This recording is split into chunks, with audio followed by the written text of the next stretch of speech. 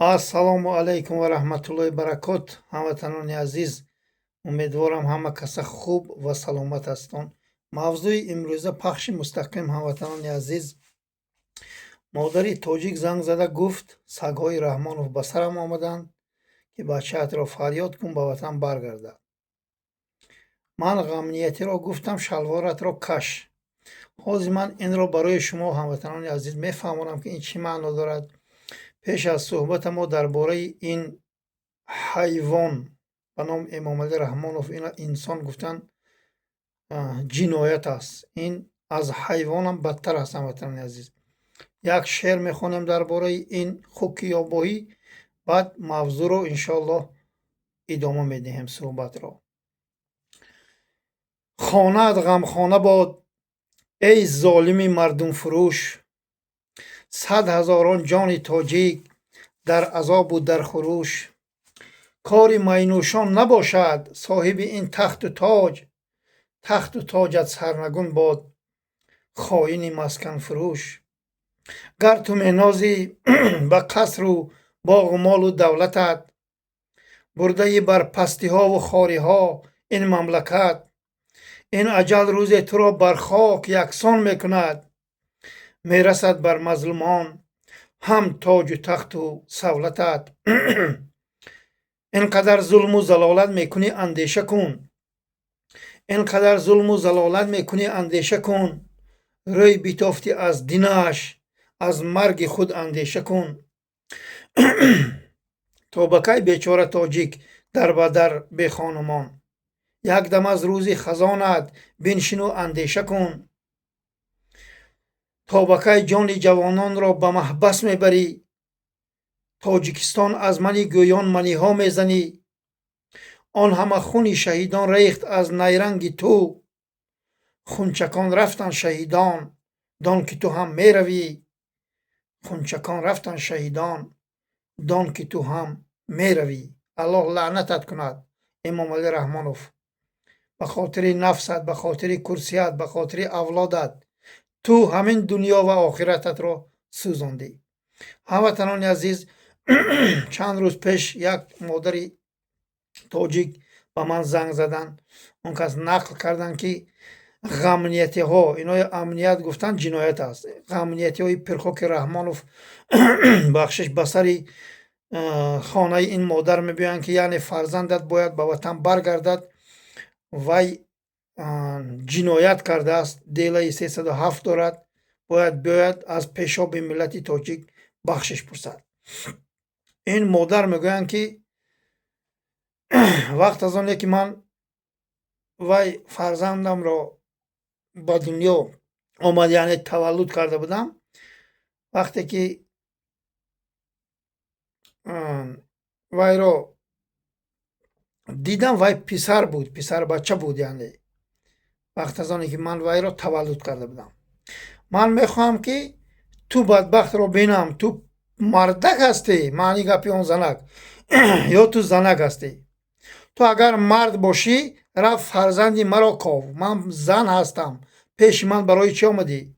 пеши ман чӣ номаъқул мекунӣ? ту агар ягон зани милиса мебудӣ, бо ту ман гапу рафтор мекардам, суҳбат мекардам. пас ҳамватанони азиз, модароне ки фарзандони шуморо ин пирхук, ин модарбахато, ин қотили миллати тоҷик дар пайгар қарор додагӣ аст, бояд тамоми шумо ранги ин модари қаҳрамон ҷасурона бояд баромада рафтор кунед. бояд баромада гап занед нотарсида ки ту мардӣ, рав мардро кову пайдо куну пеши модараш биёр. вай мард аст, вай духтар нест ки ту ба сари ман омада бошӣ. маънои гапи модар ҳамин буд ки ту агар мард бошӣ, яъне дар байни под бахшиш ҳамун фалон бошад, рафт фарзанди манам мард аст, вайро кову ёбу пайдо карда биё. барои он ки аз дидори вай ҳам ман маҳрум шудагӣ ҳастам, ман хело мехоҳам ки фарзандамро бинам. агар ту мард бошӣ, рав фарзанди маро пайдо кун, ё рақамоша пайдо кун, занг зан, даъват кун, вай ба ватан баргардад. ки ман модари ҷигарсӯхта мехоҳам фарзанди худро бинам, мехоҳам ки вайро дар оғӯш гирам, мехоҳам ки фарзанди ман بگذار اگر زندانیم شود هر چند وقت من روم خبرش گیرم، برای آنکه من دلم درد میکند فرزندم را چندین سال باز ندیدم. معنای گپ این مادر همین که تو اگر مرد باشی فرزندی من مردک است، وی در пайгар қарор дорад, рав вайро пайдо карда биё. маънае ки модари тоҷик ин ғамнияти касофатро гуфтаги шалворатро каш ман бинам ту нар ё мода анамақадар маъно дошт. бахшиш ҳамватанони азиз, гапи ин модари тоҷик. бисмиллаҳ.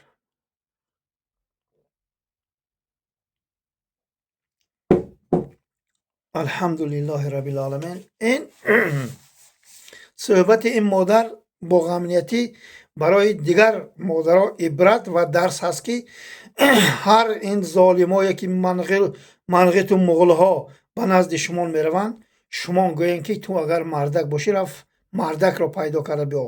фарзанди ман мард аст ва ягон зан нест ва ягон аёл нест ки ту ба сари ман омада бошӣ ки духтарат кани гуфта. вай мардак аст. мардак бояд бо мард равад, мушкилиашро ҳал кунад. ту чӣ номаҳқулӣ мекунӣ дар назди ман?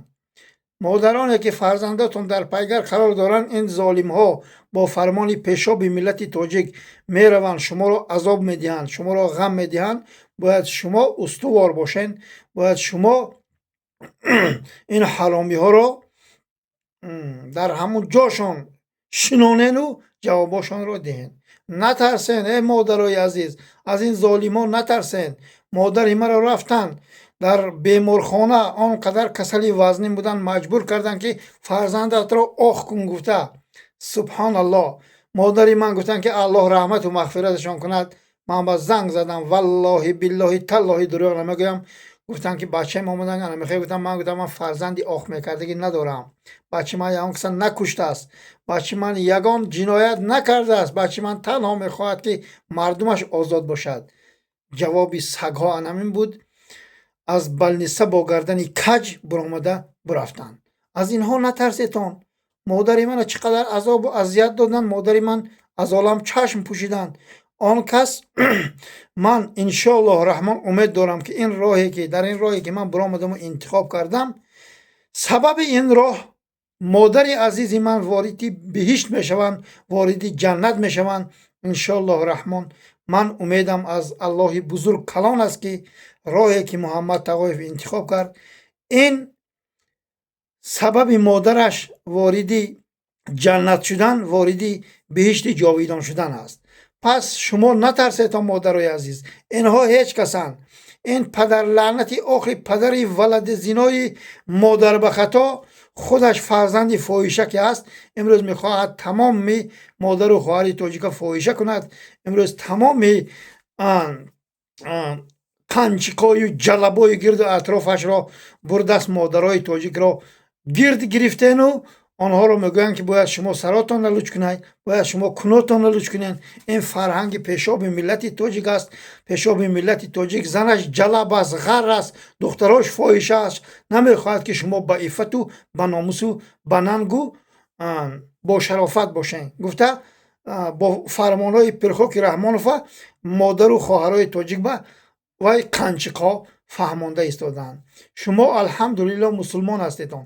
шумо аз як кофири мутлақе ки мехоҳад ки дини мову шуморо сиёҳ кунаду мехоҳад ки аз байн бараду, вале ки наметавонад гӯҳ хӯрдаст бахшиш. натарсетон. шумо аз аллоҳ тарсетон. шумона инҳо ҳеҷ кор кардан наметавонанд. ҳамватанони азиз, дар дасти инҳо тамоми ҷиноят мебиёяд. инҳо ҳами кора карданашон мумкин, лекин аз дасташон ҳеҷ чиз намебиёяд ки инҳо ҳаққу ҳуқуқ надоранд ки модари тоҷика фарзандаш дар пайгар қарор диҳад, вайро азоб диҳанд. инҳо мард бошанд. инҳо агар нангу номус дошта бошанд, бо ҷавонмардо буроянд, инҳо рӯбарӯ шаванд, бо ҷавонмардо гап зананд. чӣ мехоҳанд? мардум бояд ки фаҳманд ки ин ҳаромиҳо фарзандошон ба чӣ мехоҳанд ки онҳоро дар пайгар қарор доданд. бояд бо ҷавонмардо бахшиш ин тӯдаи авбоши ҳаромзода суҳбат кунанд. ҷавонмардо гунаҳгор бошанд, ба ватан баргарданд. вале ман умеди калон дорам ки ягон тоҷик гунаҳгор нест. гунаҳгор, террорист, тоҷиккуш, ҳаромзода, валади зино, зиногар ҳамеш дар гирду атрофи Пирхоки Раҳмонов аст. ҳақҷӯ, ҳақгӯ, муҳоҷир дар бадару хокбасар, ин тӯҳматое ки инҳо дар гардани онҳо бор мекунанд, ин ҳамаш гуноҳи даруни нохунак аст. ҳамватанони азиз, аз ҳаматон модару падарон хоҳиш мекунам ки аз ин тӯдаи авбоши ҳаромӣ натарсетон. инҳо ҳеҷ касанд. мо иншоаллоҳу раҳмон пирӯз мешавем. ин ваъдаи парвардигор аст. ҳамватанони азиз, бояд мо сидқан мубориза барем. сидқан мо бояд бар зидди ин ҳаромзодаҳо муқобилият кунем. инҳо ҳеҷ касанд. инҳо дар тарсу ҳарос ҳастанд. ин ҳаромзоди Пирхоки Раҳмонов агар мард мебуд, агар ин дар байни пош ҳамун фалон мебуд, кунаша 40 та моялес мелесаду баъд ин як духтари тоҷика таҷовуз мекунад. маънои гапамо фаҳмидетон. ин ҳаромӣ палид агар мардак мебуд, бо мардо рӯбарӯ мешуд. рафта модару хоҳарҳои ғам намедод. ин як зарра хуни тоҷикӣ надорад, як зарра ҷавонмардӣ надорад. ин падарлаънати оқи падар бадбину такаббури расво буд. ошуқи рақсу байни занҳо буд. ин байни занҳо ба калон шудагӣ ин нармода, байни харҳо ба калон шудагӣ ҳаромзода, ин нангу номус надорад. ин он қадар тарсу аст ки тамоми ғамнияти хоялеси модарфурӯшу кулфурӯшу занфурӯшаш омодаанд ки модару хоҳару занашона дар таги пои ин партоянд. ин Пирхок гирад онҳоро таҷовуз кунад.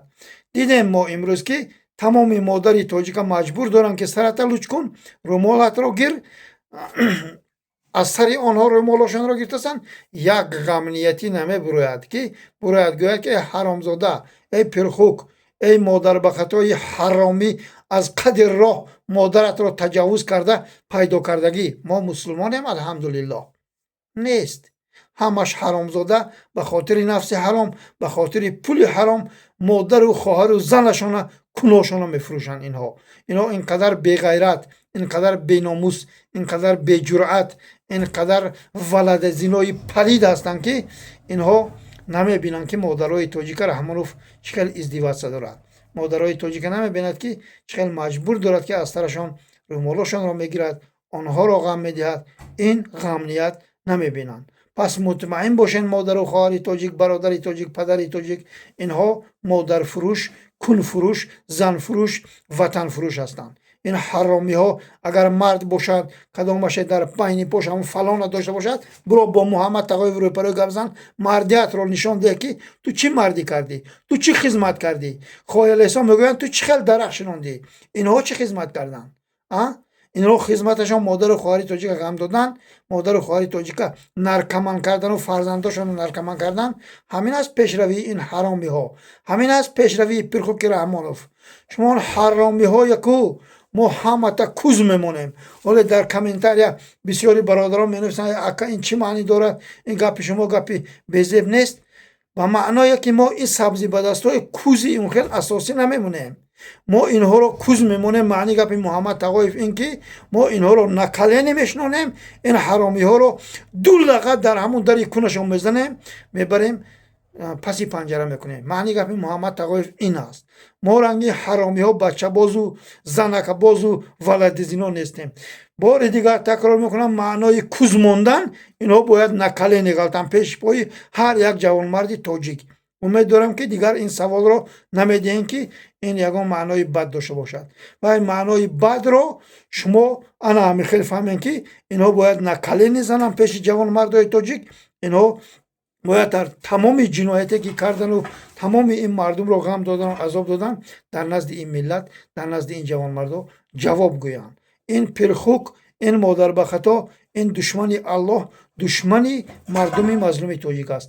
ин ҳаромзода имрӯз 4 миллион тоҷика дарбадар кардааст. модару хоҳари онҳоро издивоҷ дораду мехоҳад ки ранги духтарои фоҳишааш фоҳиша кунад, ранги зани ҷалаби ғарраш фоҳиша кунад. вале номаҳқул кардааст ки ҷавонмардои тоҷик инро иҷозат диҳанд ки ин гулхӯрӣ ин кунад. ҳоло бисёриҳо мегӯянд ки ту чаро اینقدر وزنین گپ میزنی بر ضد اینا. اینها رو وزنین گپ نزنی زده درونی خانتان میدارن. اما درونی خانتان میدارن تجاوز میکنن. سال 92 93 چخل مادر و خواهر تاجیک رو تجاوز کرده در نزد شوهرش گفتن که دیدی زنت رو ما چخل تجاوز داریم. اینها اگر ما سیاست نکنیم، اگر ما بر ضد این حرامزاده ها سخت گپ نزنیم، تنها مونده است که همین درویان زناتان و دختراتان تجاوز کنن و بعد گویان که انا دیدین ما چه زور انا ویدیو دیدین ما چیکار کرده استیم. انا همین کارش مونده است. 10 جوان مرد و مثل محمد تقویف اینها را باید در روی کثیفشان گپ زند که ما شما را از زن و مادر و خواهرتان کار نداریم، شما رو ولی کوز میمونیم، شما حرامزاده های نرماده رو ما کوز و دونگتان میمونیم، در نزد پای ما نکله نمیغلطین. شما 10 نفر پیدا میشد. اینها یک مادر تاجیکا والله بالله تالله غیرت نمیکردن که براین و مادر و کاردار شوند دست درازی کنند. خاموشی ما، ترس و هراس ما، بدبختی ما، از الله نعوذ بالله نترسیدن ما، از یک پرخوک ترسیدن ما را بیناموس و بشرف و سرخم میکند. پس بیدار شو جوان مردی تاجیک، تو مرا دیدا سیازی در چشم من نگاه کن. تو خاموش باشی پرخوک رحمانوف آماده است تمام دروازه مادر و خواهر تاجیک را تق تق کند. این حرامزاده را ما انشالله رحمان باید سرنگونش کنیم. اگر بی‌ضرر گردید سگمور شد، این را هرگز و هرگز در خاک ما نمیسپاریم. این را باید ما در حاجتخانه دفن کنیم که این حرامزاده دشمن ملت تاجیک است. امروز بر ضد الله ما، بر ضد رسول الله ما، بر ضد 8.9 میلیون تاجیک برآمده است. با 400 مغول و منقطی خایلیستی زن فروش و کل فروش و مادر فروش و زمین فروش. امروز حرامی ها میبرن دیگر هیچ گم ندارن. شما زمین فروشن، شما خائن ملتن. محمد تقویف زمین تاجیکستان خطای به نفروخت، پرخوک رحمان فروخت. زمین اسفرایه قرغزا با توفه نکرد به خاطر مواد مخدری. 7 دختری جلبی غری مادیانی ماچخر براور سرزمین ما رو قرغزا با توفه کرد. و محمد تقویف نیست، و پرخوک رحمان است. بیدار شو خایلیس، به ناموس، به شرف. فردا به وطن و به کفن بشوی، از وطن به وطن بشوی. حرامزادی پلید، تو چشمت را باز کن. بار دیگر تکرار میکنم که رحمانوف پرخوک در چشمان تو آبی منیش رو ریزنده است که تو حرامی نمیبینی که این مردم چی عذاب و چی مشقت دارند. تو میبرای یک حرامی را، یک خر تجاوز کن را، یک تمام تاجیکستان غصب کرده گرفتگی را برای اولادش تقسیم کردگی را خایلیسی میکنی و کلیسی میکنی به خاطر چارپچک رالتان. تو حرامی باید بهترین زندگی را داشته باشی. امروز عصر 21 بعد چند سال دیگر عصر 22 میدارد گزی پریرودنی مردمی تاجیک ندارند. بیچاره همون بلندایی پر از رفغان و چرکشان بردیم پر کردیم و ما گاز داریم گفته گشتیم. این مگر زندگی است؟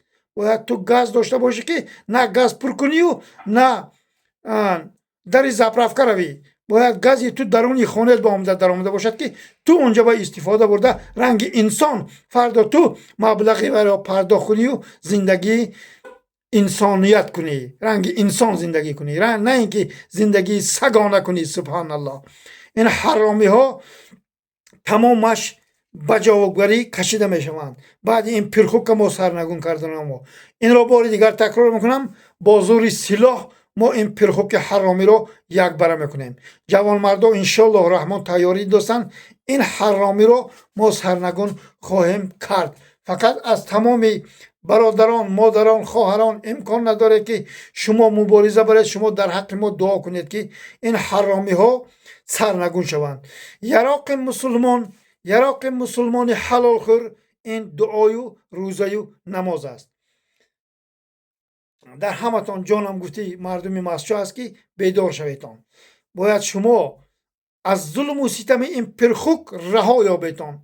یگان مادر غر، مادر جلب، زن فاحشه حق و حقوق ندارد که رود مادر و خواهر تاجیک منه گوید که تو روی مالت را کش، تو یوبکه پوش، تو کنت را روچ کن.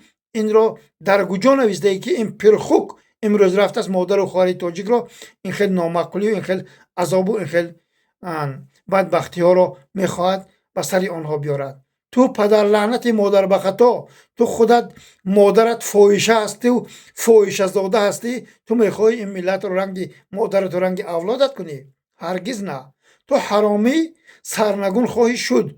تو بر ضد ملتت برآمدنت من گپ کار ندارم، مایلش میگم اینا، ولی تو بر ضد اللهت برآمدی. هر بر ضد الله برآمدگی ها سگ مرو حرام مر شدن که این خوردی خوردش تو پرخوکی حرامزاده بیناموسی بشرف هستی.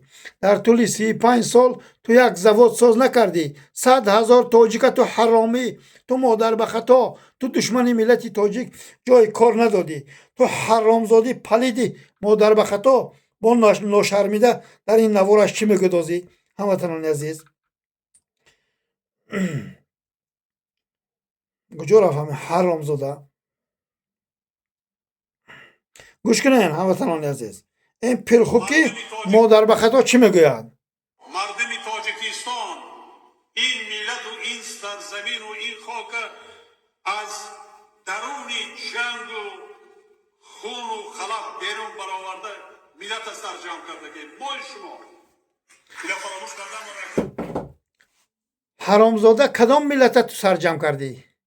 مادر به خطا افغانستان رفتی، وقت از آنه که مردم رو همونجا سرجم کنی رفتی به خاطر کرسیت 10 بار قفا به نظر کردی که با یگان تیر در همون پشت سرت نپرانند. حرامزادی پلیدی مادر به خطای دشمنی ملتی تاجیک، تو کرا سرجم کردی؟ 4 میلیون تاجیک در بدر و خاک بسر کردی تو حرامزاده. تو امروز مادر و خواهری آنها را مجبور میکنی که کونتان را لوچ کنن، سرتان را لوچ کنن. تو کیستی؟ تو حرامی، تو پرخوب کیستی؟ تو پیشاب ملت تاجیک هستی؟ تو پیشوای انمو خایلسایی که زناشان جلب و غر رو آچه هاشان غر رو مادیان و مچخر کرده رقص و بازی کنجنبانی دیوانه کرده هستی. تو پیشوای انمونا هستی، تو پیشاب ملت ما هستی. پیشوای ما محمد صلی الله علیه و سلم هستند. تو حرامزاده هیچ کس نیستی. تو در طول 35 سال والله بالله تالله ضرر رسید این مردمت به فایده نرسید. تو تنها به خاطر اولاد حرامزاده، به خاطر 400 مغول خایلسی تو کار کرده ایستاده ای. امروز رمضان رحمزاده پلید مادر به خطای خطایی کیتایس میبراید و میگوید با مردم ایران ما دگوار میکنیم که یعنی درباره اکستریمیست و تروریست و جنایتکار ما سر کار کنیم. اگر مردم ایران تو حرامزادی پلید را نشناخته باشند، پس با سوادی آنها رو، پس آبروی بلند آنها رو من افسوس میخورم که چخل آنها با سوادن و چخل آنها سبحان الله دانشمندن و چخل آنها با آبرویان. تو حرامی رو باید آنها بازداشت کنند. باید تو پرخوک حرامزاده رمضان رحیمزاده که هزارها جوان تاجیک رو در پیگر قرار داده، 10,000 جوان تاجیک پس پنجره کردگی، باید همزبانای ما مردم شریف ایران باید شما حرامی های دشمن های ملتی تاجیک را شناسند. شما حرامی ها روزی ساعتتون کم ماندگی است. با زور سلاح ما شما را سرنگون خواهیم کرد. جوان مردایی که در سرحد افغانستان و قرقیزستان و ازبکستان خدمت میکنید، باید شما بیدار شوید. باید چند نفر در تماس هستن با ما در تماس برید و شما دشمن خودتان در تگ فوکتان امام علی شیطان باید شناسین. هموطنان عزیز، باید ما این توده افباش را با یاردم شما کوز و دون مانیم. مادر و خواهر ما و شما را از ظلم و ستم این مادر جلبی، مادر غری، زن فاحشی، ولدی زینایی رحمان و بخشش رها کنیم. به همین خاطر از همتان خواهش میکنم که بی‌طرف نباشتان. انا همون مغول و منقط ها باید با جوان مردا، با مجاهدا زد و خور کنند، نه اینکه جوانی تاجیکی مادر و خواهر و زنش در تاریکی نشسته انتظار است که کی بچهش از خدمت برمیگردد. گوته باید شما همکاری کنین. این توده افباش رو ما هم تو میکنیم که این حرامزاده ها هم تو هوش از سرشان پرد. با ما همکاری کنید برادرای عزیز.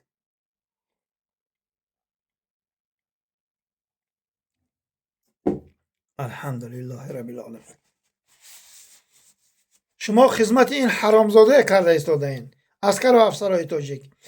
شما مگر چشماتون کور است؟ بخشش میپرسم. شما نمیبینین؟ همه اینترنت دارید، مادرای خواهرای توجیک نمیبینید پرخوک رحمانوفی ولدیزینا برو آمده مجبور دارد که سرت لوچ کنو کنت لوچ کنو این فرهنگ ما نگوته الله که یکه و یگانه در نامش من مرم مادر و خواهری مسلمان را فرموده است که باید که شما روسری پرتوید باید بدن شما را مردای نامحرم نبینن این حرامی نعوذن بالله خودش خدا اعلان کرده و گفته های الله مهربان نعوذن بالله انکار کرده و میگه که نه این فرهنگ ما نیست شما کنتان لوچ کنید شما سرتان لوچ کنید ای جوان مردا ای عسکر و افسران ای حرامزاده های غمنیتی هایی که شما حرامی ها را مسلمان تولد کرده است یک خیرته شما کجا را نظر کرده ایستاده به خاطر پول آماده آچت کنش لوچ کند سرش لوچ کند ننگ و ناموستان به پرخوک رحمان و فلان کرد با پول خطایی ها امروز شما غمنیت و امنیت هستین شرم نمیکنین شما حرامی ها با پول اجنبیان با پول نامسلمان ها شما از پشت فلان کی را فخر داره شما غمنیت های حرامی زنتان و دخترتان و مادرتان خطایی ها میفروشد مطمئن باشین حرامزاده های بیناموس های بشرف های بنام امنیتی ها شما غمنیت هستین شما غم میدادگی این ملتی مظلوم هستین شما حرامزاده ها خیال نکنین یا حیات ظلم میکنین نصرت الله که آمد شما حرامزاده ها و مثل پشه جان و قوت و درمان ندارید این را فراموش نکنید نصرت الله نزدیک است روزی شما را بزانو شناندن روزی شما را در دری کنتان دو لغت زدن روزی لام را تسپانده از کنی رحمانوف زده در کنی رحمانوف زده از دهانش کشیده گرفتن خیلی نزدیک است این را فراموش نکنید ظلم و ستم را الله مهربان این را سنجش میکند کنی بینم همین پرخوک اصلاح میشود یا نه این پرخوک حرامزاده امروز گفته های الله نعوذ بالله انکار کرده حتی اصلاح نشدین این حرامی را الله مهربان رسمانش را روزهای نزدیک جمع میکند باید این پرخوک زنده باید بازداشت شود ولی اگر بی‌ضرر که گشت این را من خودم به دستانم در حاجتخانه دفن میکنم زمین الله برای این پرخوک حرامی حیف است اگر این زمین الله را دوست می داشت اگر این زمین تاجیکستان را احترام می داشت برابر به اجنبیان به خاطر 7 دختر فاحشه جلب غر تقسیم نمی کرد و نمی فروخت پس مردم تاجیک بیدار شویتان از اینها باری دیگر میکنم نترسیتان برادرای می نویسن که ترس و هراس دارن که شعر الله شعر نر من نه شعر الله هستم و نه شعر نر هستم من بنده الله هستم من یک برادر کوچک شما هستم هموطنان عزیز من نمیترسم از این حرامی مادر و خواهری من برآورده است از سرش رومالش گرفتاست آنها فرد آینده وشان فاحشگی است تمام مادر و خواهری تاجیک مادر و خواهری من است پس وای به من چی بترسم پس این حرامی به من چرا ترسم من تنها از الله میترسم باری دیگر تکرار میکنم تا زنده هستم تا در بدنم خون هست بر ضد این کافر مطلق زمین فروش کل فروش من میزنم من باید این را سرنگون کنم با برادرای مجاهدم این را باید ما کوزمونیم هموطنان عزیز یک جایره حرامزاده عکسش آزی نشر کردم نامش فراموش کردم به فکرم هوایم عینگی است تمام کتاب های این پرخوک هوای نویسگی است اما عینگی نویسگی است با کتاب های اون پرخوک هم خیلی موندگی دبرشو در دستش با یک کتاب این پرخوک خر تجاوز کن تو شیطان جندی آبگوز مرا خوب گوش کن مویسترد این خیلی رنگی جایرکو حالا نامت را فراموش کردم حالا بعد در زیر همین نوار می نویسم که تو چی نام داری تو پدر لعنت تو دشمن ملت تاجیک همه کتاب هایی که عموما نه معنی دارد و نه فایده دارد این ملت به 10 کتاب نویستی و نشر کردی گویا پرخوک رحمانوف آنقدر فکر کرده باشد و آنقدر بسواد باشد و 10 کتاب نوشته باشد یک کتابی همین پریدومت کرده که تو نجسی پلید را اگر همین پرخوک رحمانوف تا آخری صحیفه‌اش خوانده باشد توف درود محمد تقایف گوین من انسان نباشم. رحمانوف حرامی تنها غارت، دزدی، قتل، تجاوز، خوردن، ریدن، بخشش انمی کار میتواند و نه کتاب خوانده است نه این حرامزاده عقل و سواد دارد. این یک به عقل حرامی دشت قبچاق، عاشق خری دشت قبچاق است. تو نجس در تاریخ خایلیستی پیش نوشته میشوی. تو عینگی این را فراموش نکن. تو حرامزاده این پرخوک را در جهان میخوای که معرفی کنی که این بهترین است، ولی تو امیدوار نشو که توی این فردا در تاریخ قهرمان هستی. هرگز نه. السلام علیکم و رحمت الله و برکاته.